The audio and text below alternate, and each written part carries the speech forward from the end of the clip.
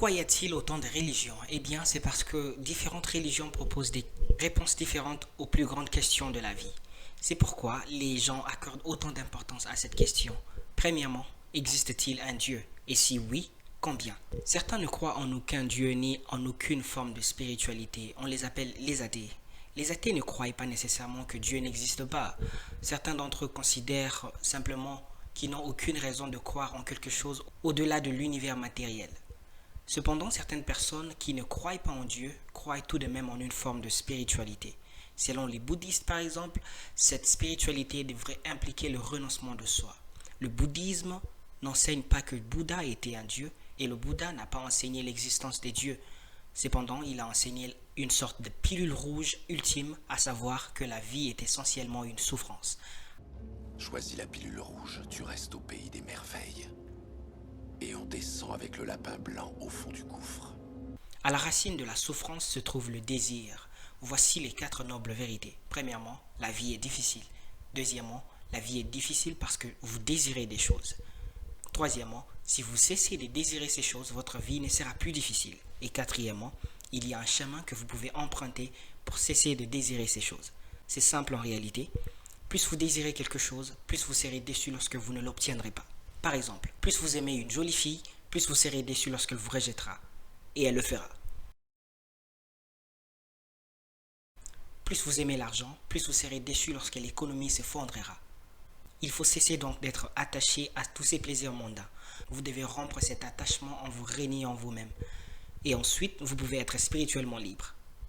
La vie est un cycle de douleur, mais si vous éliminez votre désir, vous pouvez vous libérer de l'ensemble du cycle et atteindre le nirvana, qui est la véritable béatitude spirituelle. Cependant, certaines personnes veulent la liberté spirituelle sans se renier elles-mêmes. Ce type de spiritualité ne concerne pas le renoncement de soi, mais plutôt l'affirmation de soi. Elles n'aiment pas la soumission inhérente à la religion traditionnelle, mais elles souhaitent tout de même avoir la signification spirituelle que la religion traditionnelle peut fournir. Il s'agit de la liberté de tracer son propre chemin spirituel, et parce qu'il s'agit d'une spiritualité décentralisée, elle n'est pas une religion organisée, mais plutôt un ensemble de pratiques de plus en plus populaires parmi les Occidentaux, en particulier les femmes. D'autres personnes croient en nombreux dieux, comme les païens et les hindous. La différence est que les hindous croient en la réincarnation, tandis que les païens sont généralement polythéistes et considèrent que les dieux représentent généralement des forces de la nature. Il y a un dieu pour le soleil, un dieu pour la lune, un dieu pour le ciel, un dieu pour la mer, etc. Parce qu'il y a un dieu pour chaque aspect de la vie, si vous voulez réussir dans un domaine particulier de la vie, vous devez gagner la faveur de ce dieu spécifique. Souvent, différentes cultures ont des versions différentes des mêmes dieux. En revanche, les dieux du paganisme sont beaucoup plus anthropomorphiques, en d'autres termes, semblables à des humains que dans d'autres religions. Les dieux sont beaucoup plus puissants que les humains, mais ils ne sont pas tout puissants, juste comme les humains. Les dieux se battent entre eux, se saoulent, se reproduisent, commettent des erreurs, etc. Et qu'en est-il des hindous? Ils croient également en de nombreux dieux, mais ils font tous partie de la même réalité ultime. Les hindous croient que la réalité ultime englobe tout, mais elle est perçue d'une différente manière. Ils croient qu'il peut y avoir de nombreuses incarnations de dieux ou des dieux, et c'est pourquoi il est acceptable de vénérer des idoles, car selon eux, le divin s'exprime à travers le physique. C'est pourquoi l'hindouisme adopte une approche plus pluraliste. Au lieu d'avoir un canon strict de ce que vous devez croire, comme le font certaines religions, l'hindouisme ressemble plus à un buffet où vous pouvez choisir de croire ce qui vous convient le mieux. Car Dieu, selon eux, peut être perçu de différentes manières. L'hindouisme croit également en la réincarnation et en une hiérarchie des formes et des vies des personnes, basée sur le karma. Si vous gagnez un mauvais karma dans cette vie, vous descendrez dans la hiérarchie dans la prochaine vie. Il y a aussi une hiérarchie des personnes et si vous gagnez du bon karma dans cette vie, vous pourrez monter dans la hiérarchie dans la prochaine vie. En ce qui concerne le judaïsme, ils ne pensent pas que Jésus était le Messie. Le judaïsme traite la relation de Dieu avec le peuple juif, considéré comme le peuple choisi par Dieu pour bénir le monde en aidant les gens à vivre correctement. Ils pensent que Dieu leur a donné la Torah pour les aider à accomplir cela. La stricte observance de la Torah dépend d'une personne à une autre. Certaines personnes la suivent très strictement, d'autres moins et d'autres pas du tout. Ils attendent également le Messie, une sorte de super-héros juif qui va réparer le monde. Ils ne croient pas que Jésus était le Messie car le monde n'a apparemment pas été réparé. Mais ils pensent toujours que c'est leur devoir de commencer à réparer le monde en préparation de l'arrivée du Messie. L'islam, quant à lui, croit que Jésus était le Messie, mais strictement pas Dieu. Il le voit comme un prophète très important, un prophète de l'islam, car il pense que le même Dieu a donné différentes révélations à différents prophètes au fil des années.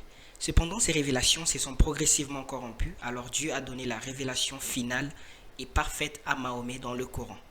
Il voit l'islam comme l'accomplissement du christianisme et du judaïsme.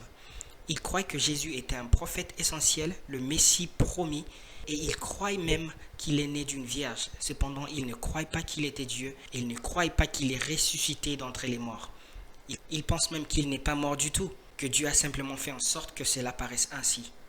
Les musulmans croient que le Coran est la parole directe de Dieu, sans faille, éternelle et parfaitement préservée. Il dit comment se soumettre à Dieu et cela est très important car le sens du mot islam est de se soumettre à Dieu. Dieu est le souverain de l'univers entier et tous les humains sont appelés à se soumettre à Dieu. Et à la fin, Dieu récompensera ceux qui font le bien et punira ceux qui font le mal.